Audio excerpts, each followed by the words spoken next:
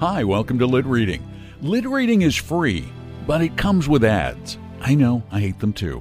Don't worry, we never interrupt the actual story. But if you want all the stories ad-free, become a Lit Lover at litreading.com. Now, the ads. Whirlpool asks, what's ickier than a guy who wears shoes with toes? Ugh. A front-load washer without the fresh flow vent system. It's a trio of features that help keep your clothes and washer fresh. Whirlpool. Everyday care.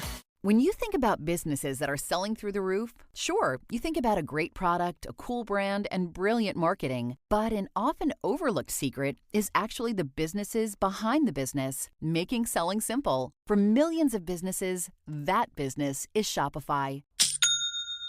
Nobody does selling better than Shopify. They're the home of the #1 checkout on the planet and the not-so-secret Shop Pay that boosts conversions up to 50%, meaning way less carts going abandoned and way more sales happening. Businesses that sell more sell on Shopify. Upgrade your business and get the same checkout Allbirds and Skims use. Sign up for your $1 per month trial period at shopify.com/start selling. All lowercase. Go to shopify.com/start selling to upgrade your selling today. Shopify.com/start selling.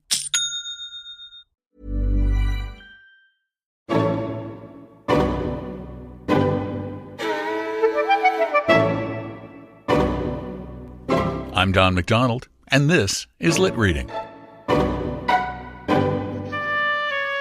What must life have been like in the Garden of Eden for the first man, Adam, and that new creature who suddenly appeared in his idyllic life?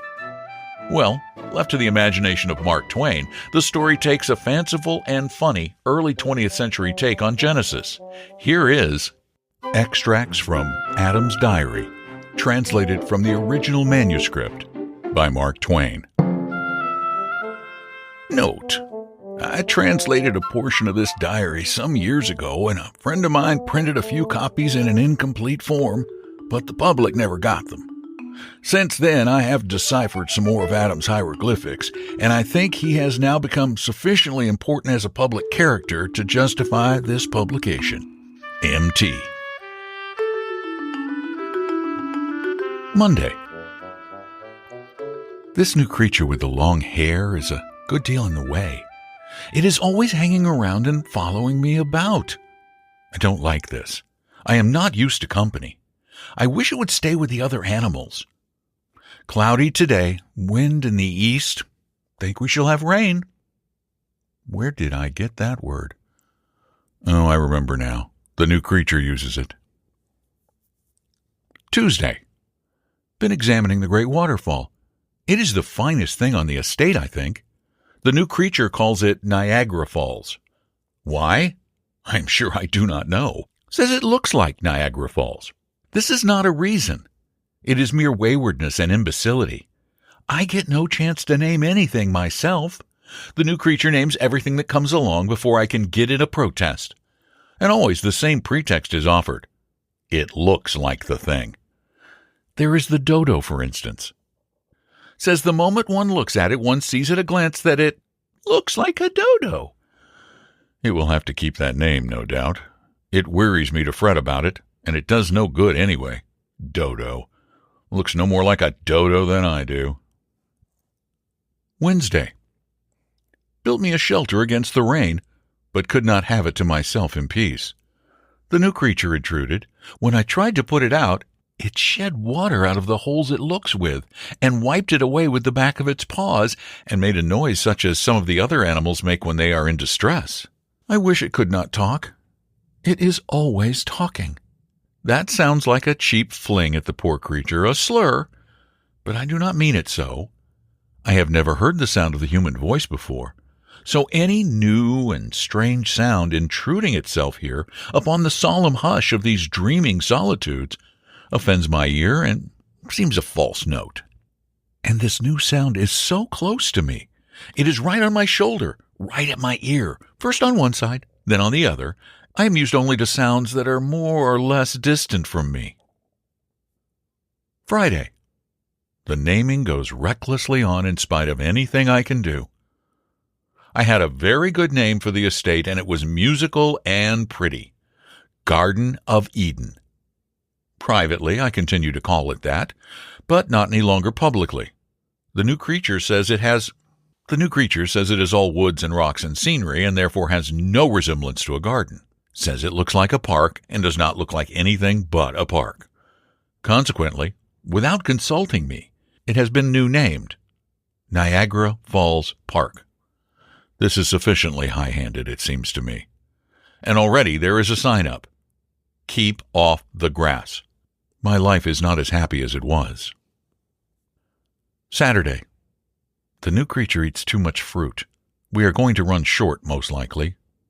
We again. That is its word. Mine too, now, from hearing it so much. Good deal of fog this morning. I do not go out in the fog myself. The new creature does. It goes out in all weathers and stumps right in with its muddy feet. And talks.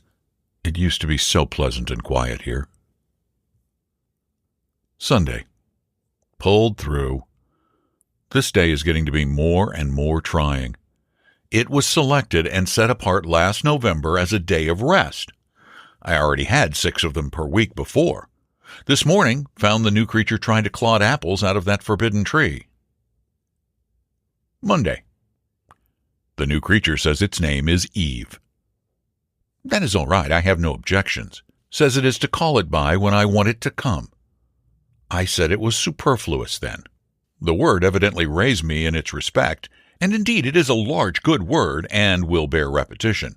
It says it is not an it. It is a she. This is probably doubtful, yet it is all one to me. What she is were nothing to me if she would but go by herself and not talk. Tuesday. She has littered the whole estate with execrable names and offensive signs. This way to the whirlpool. This way to Goat Island. Cave of the Winds. This way. She says this park would make a tidy summer resort, if there was any custom for it. Summer resort. Another invention of hers. Just words without any meaning. What is a summer resort? But it is best not to ask her. She has such a rage for explaining. Friday. She has taken to beseeching me to stop going over the falls. What harm does it do? Says it makes her shudder. I wonder why. I've always done it, always liked the plunge and the excitement and the coolness. I suppose it was what the falls were for. They have no other use that I can see, and they must have been made for something. She says they were only made for scenery, like the rhinoceros and the mastodon. I went over the falls in a barrel. Not satisfactory to her. Went over in a tub. Still not satisfactory. Swam the whirlpool and the rapids in a fig leaf suit. It got much damaged. Hence, tedious complaints about my extravagance. I am too much hampered here. What I need is a change of scene. Saturday. I escaped last Tuesday night and traveled 2 days and built me another shelter in a secluded place and obliterated my tracks as well as I could. But she hunted me out by means of a beast which she has tamed and calls a wolf, and came making that pitiful noise again and shedding that water out of the places she looks with.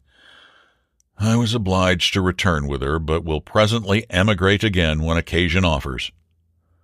She engages herself in many foolish things, among others, trying to study out why the animals called lions and tigers live on grass and flowers, when, as she says, the sort of teeth they wear would indicate that they were intended to eat each other. This is foolish, because to do that would be to kill each other, and that would introduce what, as I understand it, is called death. And death, as I have been told, has not yet entered the park, which is a pity on some accounts. Sunday. Pulled through. Monday. I believe I see what the week is for. It is to give time to rest up for the weariness of Sunday. It seems a good idea. She has been climbing that tree again. Clotted her out of it. She said nobody was looking. seems to consider that a sufficient justification for chancing any dangerous thing. Told her that. The word justification moved her admiration and envy too, I thought. It is a good word. Thursday. She told me she was made out of a rib taken from my body. This is at least doubtful, if not more than that.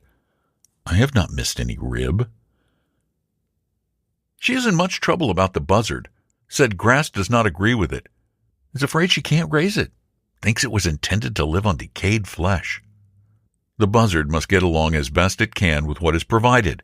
We cannot overturn the whole scheme to accommodate the buzzard. Saturday. She fell in the pond yesterday. When she was looking at herself in it, which she is always doing, she nearly strangled and said it was most uncomfortable. This made her sorry for the creatures which live in there, which she calls fish, for she continues to fasten names on things that don't need them and don't come when they are called by them, which is a matter of no consequence to her, as she is such a numbskull anyway. So she got a lot of them out and brought them in last night and put them in my bed to keep warm. But I've noticed them now and then all day, and I don't see that they are any happier there than they were before, only quieter. When night comes, I shall throw them outdoors. I will not sleep with them again, for I find them clammy and unpleasant to lie among when a person hasn't anything on. Sunday. Pulled through. Tuesday. She has taken up with a snake now. The other animals are glad, for she was always experimenting with them and bothering them, and I am glad because the snake talks, and this enables me to get a rest. Friday. She says the snake advises her to try the fruit of that tree, and says the result will be a great and fine and noble education. I told her that there would be another result, too. It would introduce death into the world. That was a mistake. It had been better to keep the remark to myself. It only gave her an idea. She could save the sick buzzard and furnish meat to the despondent lions and tigers. I advised her to keep away from the tree. She said she wouldn't. I foresee trouble. Will emigrate. Lit Reading continues after this very short break.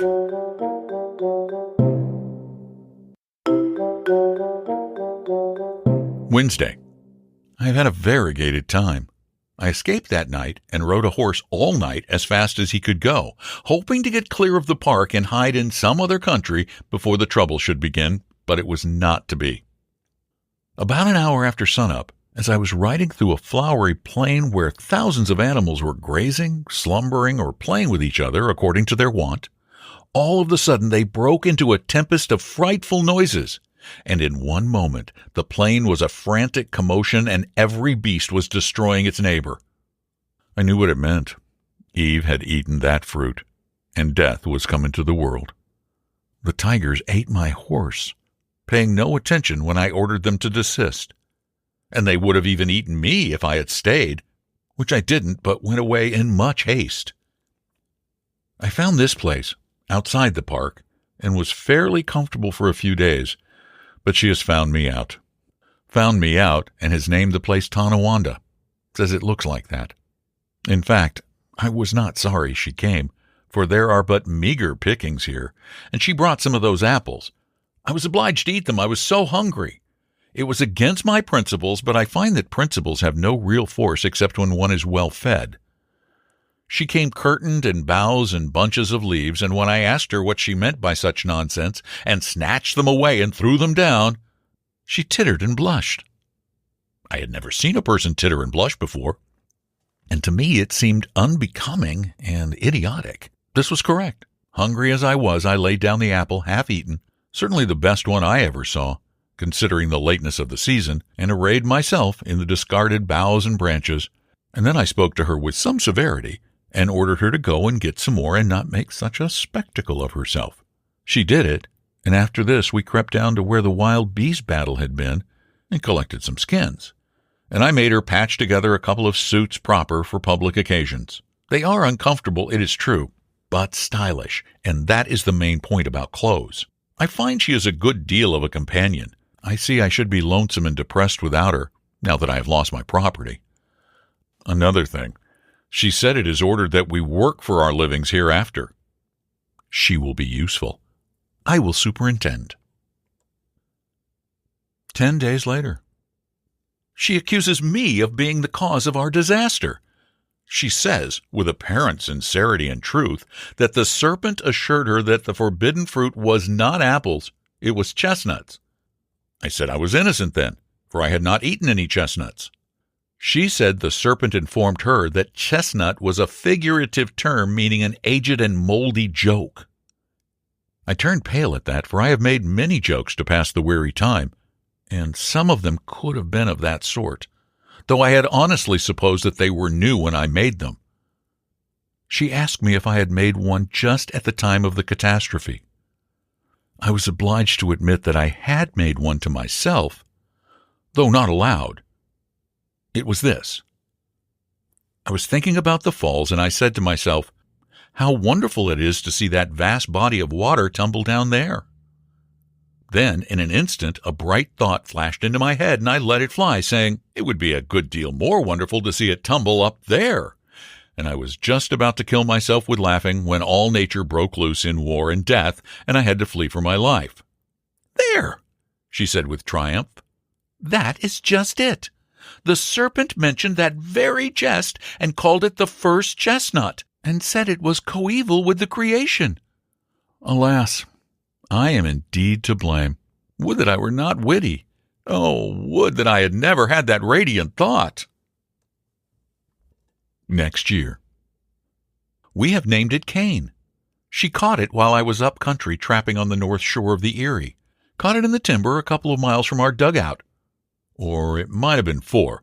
She wasn't certain which. It resembles us in some ways and may be a relation. That is what she thinks, but this is an error in my judgment. The difference in size warrants the conclusion that this is a different and new kind of animal. A fish, perhaps, though when I put it in the water to see, it sank, and she plunged in and snatched it out before there was opportunity for the experiment to determine the matter. I still think it is a fish, but she is indifferent about what it is and will not let me have it to try. I do not understand this. The coming of the creature seems to have changed her whole nature and made her unreasonable about experiments. She thinks more of it than she does any of the other animals, and is not able to explain why. Her mind is disordered. Everything shows it. Sometimes she carries the fish in her arms half the night when it complains and wants to get out of the water. At such times the water comes out of the places in her face that she looks out of, and she pats the fish on the back and makes soft sounds with her mouth to soothe it, and betrays sorrow and solicitude in 100 ways. I have never seen her do like this with any other fish, and it troubles me greatly. She used to carry the young tigers around and play with them, before we lost our property. But it was only play. She never took on about them like this when their dinner disagreed with them. Sunday. She doesn't work Sundays, but lies around all tired out and likes to have the fish wallow over her, and she makes fool noises to amuse it and pretends to chew its paws, and that makes it laugh. I have not seen a fish before that could laugh. This makes me doubt. I have come to like Sunday myself. Superintending all the week tires a body so. There ought to be more Sundays. In the old days they were tough, but now they come in handy. Wednesday. It isn't a fish. I cannot quite make out what it is. It makes curious, devilish noises when not satisfied, and says cuckoo when it is. It is not one of us, for it doesn't walk. It is not a bird, for it doesn't fly. It is not a frog, for it doesn't hop. It is not a snake, for it doesn't crawl. I feel sure it is not a fish, though I cannot get a chance to find out whether it can swim or not.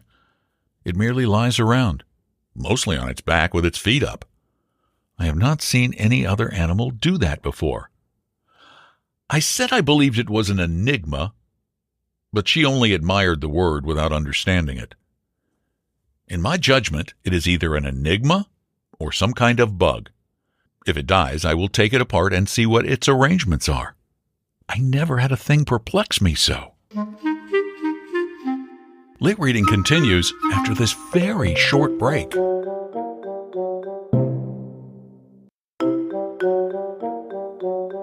Three months later. The perplexity augments instead of diminishing. I sleep but little. It has ceased from lying around and goes about on its four legs now. Yet it differs from the other four-legged animals in that its front legs are unusually short. Consequently, this causes the main part of the person to stick up uncomfortably high in the air, and this is not attractive. It is built much as we are, but its method of traveling shows that it is not of our breed. The short front legs and long hind ones indicate that it is of the kangaroo family, but it is a marked variation of the species, since the true kangaroo hops, whereas this one never does. Still, it is a curious and interesting variety and has not been cataloged before. As I discovered it, I have felt justified in securing the credit of the discovery by attaching my name to it, and hence have called it Kangaroom adamiensis. It must have been a young one when it came, for it has grown exceedingly since. It must be 5 times as big now as it was then, and when discontented, it is able to make from 22 to 38 times the noise it made at first. Coercion does not modify this, but has the contrary effect. For this reason, I have discontinued the system. She reconciles it by persuasion and by giving it things, which she had probably told it she wouldn't give it. As I already observed, I was not at home when it first came, and she told me she found it in the woods. It seems odd that it should be the only one.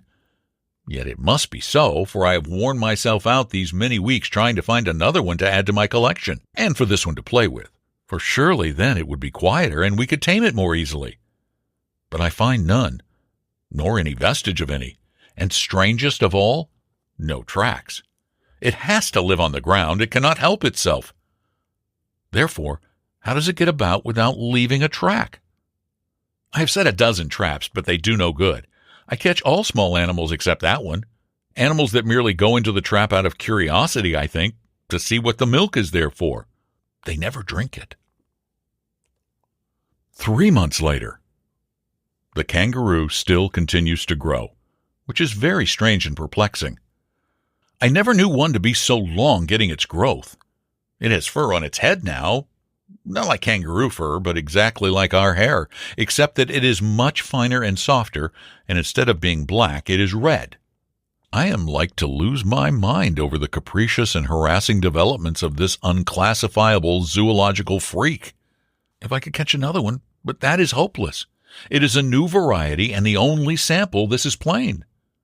But I caught a true kangaroo and brought it in, thinking that this one, being lonesome, would rather have that for company than have no kin at all, or feel nearness to or get sympathy from in its forlorn condition here among strangers who do not know its ways or habits, or what to do to make it feel that it is among friends. But it was a mistake. It went into such fits at the sight of the kangaroo that I was convinced it had never seen one before. I pity the poor noisy little animal, but there is nothing I can do to make it happy. If I could tame it? But that is out of the question. The more I try, the worse I seem to make it. It grieves me to the heart to see its little storms of sorrow and passion. I wanted to let it go, but she wouldn't hear of it. That seemed cruel and not like her, and yet she may be right. It might be lonelier than ever, for since I cannot find another one, how could it? 5 months later. It is not a kangaroo. No, for it supports itself by holding to her finger and thus goes a few steps on its hind legs and then falls down. It is probably some kind of a bear, and yet it has no tail as yet and no fur except on its head. It still keeps on growing. That is a curious circumstance, for bears get their growth much earlier than this. Bears are dangerous, since our catastrophe, and I shall not be satisfied to have this one prowling about the place much longer without a muzzle on. I have offered to get her a kangaroo if she would let this one go, but it did no good. She is determined to run us into all sorts of foolish risks, I think. She was not like this before she lost her mind. A fortnight later. I examined its mouth. There is no danger yet. It has only one tooth. It has no tail yet, It makes more noise now than it ever did before, and mainly at night. I have moved out. But I shall go over, mornings, to breakfast to see if it has more teeth. If it gets a mouthful of teeth, it will be time for it to go tail or no tail, for a bear does not need a tail in order to be dangerous. 4 months later. I have been off hunting and fishing a month, up in a region she calls Buffalo. I don't know why, unless it is because there are not any buffaloes there. Meantime, the bear has learned to paddle around all by itself on its hind legs and says, "Papa," and "Mama." It is certainly a new species. This resemblance to words may be purely accidental, of course, and may have no purpose or meaning, but even in that case it is still extraordinary, and is a thing which no other bear can do. This imitation of speech, taken together with general absence of fur and entire absence of tail, sufficiently indicates that this is a new kind of bear. The further study of it will be exceedingly interesting. Meantime, I will go off on a far expedition among the forests of the north and make an exhaustive search. There must be another one somewhere, and this one will be less dangerous when it has company of its own species. I will go straight away, but I will muzzle this one first. 3 months later. It has been a weary, weary hunt, yet I have had no success. In the meantime, without stirring from the home estate, she has caught another one. I never saw such luck. I might have hunted these woods 100 years. I never should have run across that thing. Next day. I have been comparing the new one with the old one, and it is perfectly plain they are the same breed. I was going to stuff one of them for my collection, but she is prejudiced against it for some reason or another, so I have relinquished the idea. Though I think it is a mistake. It would be an irreparable loss to science if they should get away. The old one is tamer than it was and can laugh and talk like a parrot, having learned this, no doubt, from being with the parrot so much, and having the imitative faculty in a highly developed degree. I shall be astonished if it turns out to be a new kind of parrot, and yet I ought not to be astonished, for it has been everything else I could think of since those first days when it was a fish. The new one is as ugly now as the old one was at first. It has the same sulfur and raw meat complexion and the same singular head without any fur on it. She calls it Abel. 10 years later. They are boys. We found it out long ago. It was their coming in that small, immature shape that puzzled us. We were not used to it. There are some girls now. Abel is a good boy, but if Cain had stayed a bear, it would have improved him. After all these years, I see that I was mistaken about Eve in the beginning. It is better to live outside the garden with her than inside it without her. At first I thought she talked too much, but now I should be sorry to have that voice fall silent and pass out of my life. Blessed be the chestnut that brought us near together, that taught me to know the goodness of her heart and the sweetness of her spirit.